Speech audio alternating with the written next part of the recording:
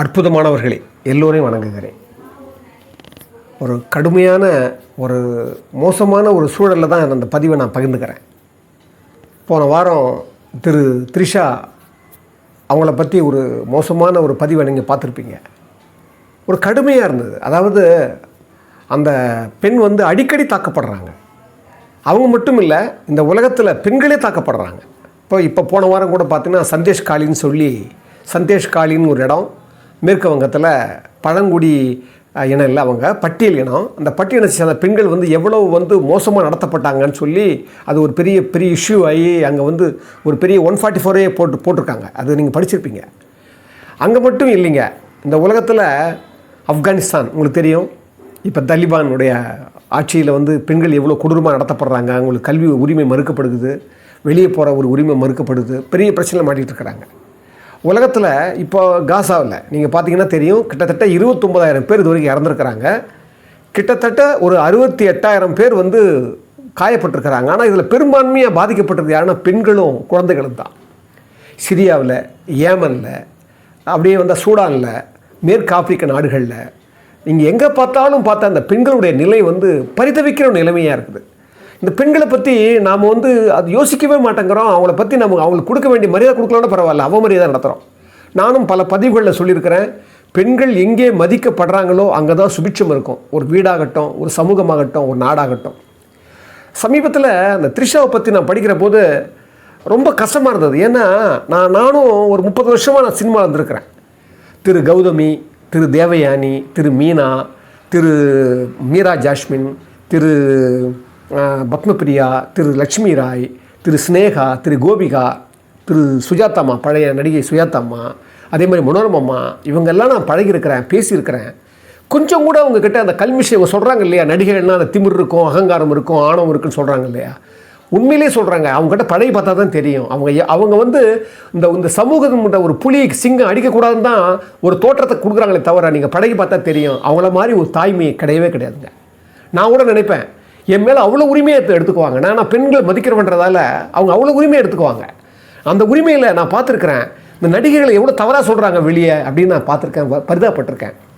அந்த வகையில் திரு த்ரிஷா அந்த குழந்தை பாருங்கள், அது தனிப்பட்ட முறையில் அது ஒரு சாதாரண ஒரு இணை நடிகையாக வருது. ஒரு படத்தில் சிம்ரன் கூட நடிகை வருது. லேசான்னு ஒரு படத்தில் ஹீரோயினாக வராங்க.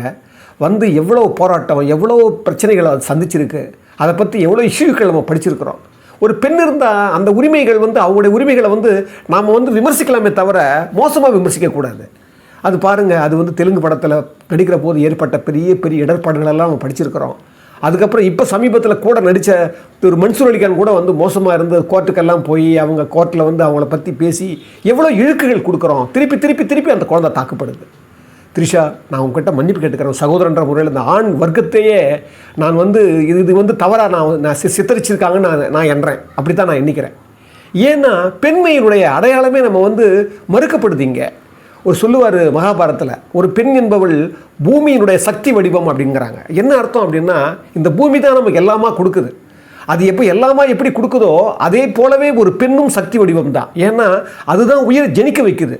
ஆனால் நம்ம என்ன பண்ணுறோம், கொஞ்சம் கூட யோசிக்கவே மாட்டேங்கிறோம். பெண்கள் நாம் அவங்களுடைய ஒரு நாள் வாழ்க்கை நம்ம வாழ்ந்து பார்க்கணும். ஒரு ஆண்கள் எப்போவுமே என்ன, நான் யோசிப்பேன் அடிக்கடி. எனக்கு 2 பெண் குழந்தை இருக்குது.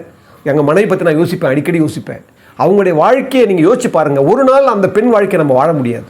ஏன்னா அவ்வளவு இடர்பாடுகள், இயற்கையாகவே உபாதைகள், அவங்களுக்கு அவ்வளோ பிரச்சனைகள் இருக்குது. அவங்க அந்த பாத்திரத்தில் எப்படி அவங்க சகித்து வாழறாங்கன்றது ஒரு பெரிய கேள்விக்குறி. ஆனால் நம்ம உணரவே மாட்டேன்றோம். பாருங்கள், ஒரு அரசியல் கட்சி, அந்த கட்சியினுடைய ஒரு சேலத்தை சேர்ந்தவர் சொல்கிறாரு, உடனே எல்லாரும் இங்கே ஒரு எதிர்ப்பு கொடுத்துருக்கணும் இல்லையா. அந்த கட்சியை அவங்க என்ன சொல்லியிருக்கணும், தலைவர்லேருந்து எல்லாம் பண்ணிருக்கணும் இல்லையா. பெருசாக எழலை. அது மட்டும் இல்லை, சினிமா உலகத்தை சார்ந்தவங்க என்ன பண்ணியிருக்கணும், பெரிய ஒரு இப்போ சந்தேஷ் காலியில் ஒரு மேற்கு வங்கத்தில் ஒரு இது மாதிரி விஷயம் நடந்த உடனே அங்கே பாரு பெரிய போராட்டம் நடக்குது. நமக்குள்ளே ஏன் அதை நம்ம அதை தவிர்க்க மாட்டேங்கிறோம், அதை பெருசாக ஆக்க மாட்டேங்கிறோம். அப்போ தானே மற்றவங்களுக்கு ஒரு பயம் வரும். ஆனால் இதை நம்ம புரிஞ்சிக்கவே மாட்டேங்கிறோம். தயவு கூர்ந்து இந்த பார்க்குறவங்க பெண்களை மதிங்க. பெண்களை அவங்கள வாழ விடுங்க. அவங்கள மிஸ்ஸப்படுத்தாதீங்க. இப்போ த்ரிஷா ஒரு தில்லான ஒரு உமனாக இருக்கிறதால அது எல்லாத்தையும் சகிச்சுக்கிட்டு, அது பாவம், அது அடுத்தடுத்து நிறைய இடர்பாடுகள், அது வெளியே சொல்ல முடியல, அவ்வளோ இடர்பாடுகள்.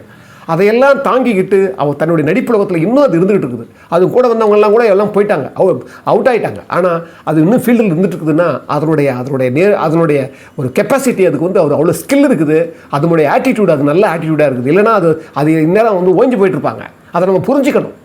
நான் இன்னும் சொல்ல போனால் த்ரிஷா வந்து நீங்கள் ஒரு ஃபீச்சரில் நீங்கள் ஒன்றா பாருங்கள், அது ஒரு பெரிய ஆளுமை மிக்க ஒரு பெண்ணாக வளம் வரக்கூடிய ஒரு கெப்பாசிட்டி வருதுன்னு நான் நினைக்கிறேன். அதனால தான் அது இவ்வளோ இடர்கள் இருக்குது. அது என்ன பண்ணும், என்ன செய்யும்? திருப்பி துன்புறுத்தப்பட்டால் என்ன பண்ண முடியும் சொல்லுங்கள். நீங்கள் ஒரு வாச்சாத்தி சம்பவத்தை நம்ம நினைவு கொண்டு பாருங்கள். பில்கிஸ் பானு குஜராத்தில் என்ன நடந்தது? உலகத்தில் மணிப்பூரில் எத்தனை பெண்கள் வந்து நிர்வாணப்படுத்தப்பட்டு அவங்க பண்ணாங்க. நாம் எந்த உலகத்தில் வந்துக்கிறோம்? மிருகங்கள் வாழ்கிற உலகத்தில் தான் நம்ம வாழ்ந்துட்டு இருக்கிறோம். மிருகங்களே பரவாயில்ல போல இருக்கேன். நாம் ஏன் திருந்த மாட்டேங்கிறோம்? தயவு கூர்ந்து ஒரு சேயிங் உண்டு. ஒரு பெண்ணு எப்பவுமே சொல்லுவாங்க, பகவத்கீதையில் கூட சொல்லுவார் கிருஷ்ண பரமாத்மா, நான் பெண்ணில் கீர்த்தியாக இருக்கிறேன், செல்வமாக இருக்கிறேன், அவர்கள் நடத்தியாக இருக்கிறேன், அவர்களுடைய கனிவாக இருக்கிறேன் அப்படின்னு பகவத்கீதையில் அவர் சொல்கிறார். என்ன காரணம்னா, கீர்த்திங்கன்னா ஆங்கிலத்தில் ஹானர்னு பேர். என்ன காரணம்?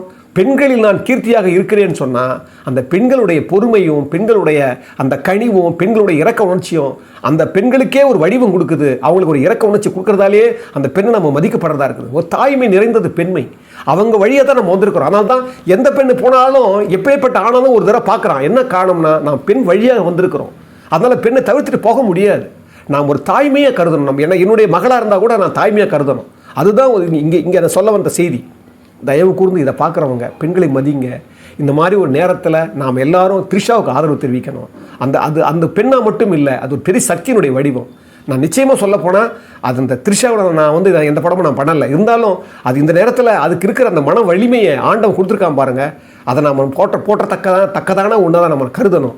அது மட்டும் இல்லை, லாங்ஃபீல்டோன்னு ஒரு பெரிய அறிஞர் சொல்லுவார், ரொம்ப அற்புதமான வாக்கியம். அவர் சொல்லுவார், 10 காளைகள் என்னை இழுத்து கொண்டு போக முடியாது, ஆனால் ஒரு பெண்ணினுடைய தலை மயிர் என்னை வந்து இழுத்து மூடும் அப்படின்னுவார். என்ன அர்த்தம் தெரியுமா? ஒரு 10 காளைகள் கூட என்னை வந்து எங்களை இழுத்து போக முடியாது, ஒரு ஆண் வர்க்கத்தை இழுத்து போக முடியாது, ஆனால் ஒரு பெண்ணுடைய தலை மயிர் வந்து எங்கள் இழுத்து முடியும். என்னன்னு சொல்கிறாருன்னா, பெண்களுடைய தகுதியும் சக்தியும் அப்படி வந்து ஒரு மகத்துவமானதுன்றார் அவர். அப்போ என்ன அர்த்தம்னா, நாம் பெண்களை வந்து அந்த அளவுக்கு தூக்கி நாம் வந்து யோசிக்கிறோம் பேசுகிறோமே தவிர அதை நம்ம மட்டம் தட்டலாமா? இப்போ அவர் இருக்கார், அந்த பேசினவர் இழிவாக த்ரிஷாவை தப்பாக பேசினவர். அவருக்கு ஒரு அம்மா இருக்கிறாங்க, கூட பிறந்தவங்க இருக்கிறாங்க, எவ்வளோ பேர் இருக்கிறாங்க பெண்கள். அந்த வார்த்தை வரலாமா? அப்போ அந்த சமூகம் நம்ம எவ்வளோ கேடுகட்ட நிலையில் நம்ம இருக்கிறோம். பொதுவாக பெண் என்பவள் மையம், அவள் தான் கேந்திரம் சொல்லுவாங்க. என்னன்னா, அவங்க தான், பெண்கள் தான் மையம், நாமெல்லாம் ஆரம். ஆண் வர்க்கம் வந்து பின்னால் இருக்குது. அதுதான் நான் அடிக்கடி சொல்கிறது. ஒரு சக்கரம்னு சொன்னால் அச்சா இருக்கிறவ பெண்ணு, கூட இருக்கிற அந்த சக்கரத்தினுடைய ஆரம் தான் ஆண். எப்படி ஒரு சின்ன முள்ளுவும் பெரிய முள்ளும் ஒரு கடிகாரத்து இருக்குதோ, அது போலவே ஒரு சின்ன முள்ளுங்கிறவ பெண்ணு, ஆணுங்கிறவன் பெரிய முள் சுற்றி வருது. இதை தான் நம்ம எப்போ இது பல தடவை இது வந்து படிச்சிருக்கிறோம், சொல்லியிருக்கிறோம். ஆனால் நம்ம உணர்றதே கிடையாது. ஏன்னா பெண்கள் வந்து மதிக்கப்படலாம் கூட பரவாயில்ல, மிதிக்கப்படக்கூடாது. அவங்கள வந்து இழிவுபடுத்தாதீங்க. ஒரு பிரமாதமான ஒரு சேயிங் இருக்குது. ஒரு பெண்ணை வந்து நாம் பழிச்சொல்றத விட, ஒரு பெண்ணை பழிக்கிறத விட ஒரு கோவில் இடிக்கிறதே பரவாயில்லன்றாங்க. அப்போ என்ன அர்த்தம்னா, ஒரு கோவிலை இடிப்பதை விட ஒரு பெண்ணை பழிப்பது பாவமானதுன்னு சொல்கிறாங்க. இயேசு அவருடைய வாழ்க்கையில் நம்ம பார்த்துருக்குறோம். அவரோட குறிப்பு வருது. ஒரு மாது வரும்போது கூட அவரை வந்து என்ன சொல்கிறாரு, அவங்கள மன்னிக்கிற மட்டும் இல்லை, அந்த விலை மாது அவர் வணங்குறாரு. ஏன்னா நாம் உலகத்தில் வணங்க வேண்டியவங்க பெண். அவங்களுடைய நிலைமை அது பல பிரச்சனை இருக்கலாம், அவங்களுக்கு என்ன ஒன்றா மறுபக்கங்கள் இருக்கலாம். ஆனால் பெண் என்றாலே அவர்கள் வணங்கப்படக்கூடியது. அதை நம்ம முதல்ல புரிஞ்சுக்கணும்.